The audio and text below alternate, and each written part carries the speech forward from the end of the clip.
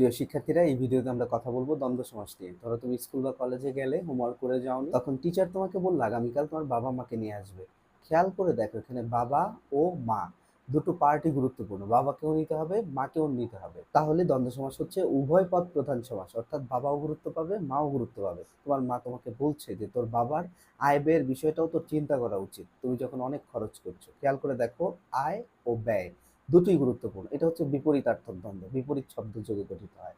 কিছু ক্ষেত্রে দেখবে যে বিরোধার্থক দ্বন্দ্ব, যে ওদের মধ্যে আসলে দা কুমড়া সম্পর্ক।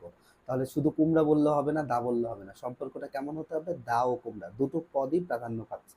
এটি হচ্ছে বিরোধার্থক দ্বন্দ্ব। কিছু ক্ষেত্রে দেখবে যে সমার্থক দ্বন্দ্ব আছে, যেমন আমরা হাট বাজার শব্দটা ব্যবহার করি, কলকারখানা ব্যবহার করি। এতে সবচেয়ে বেশি পরীক্ষায় প্রশ্নে আসে অলুক দ্বন্দ্ব। অলুক দ্বন্দ্বে তোমার বিভক্তি লোপ পায় না। যেমন আমি বললাম তোমাকে হাতে কলমে, আমি আজকে সমাজ শিখিয়ে দেবো।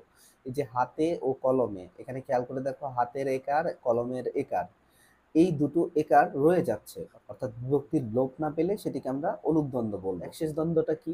যেমন আমি বলতে পারি তুমি, সে ও আমি, আমরা এই তিনজন মিলে একটা জায়গায় যাব। তুমি, সে, আমি।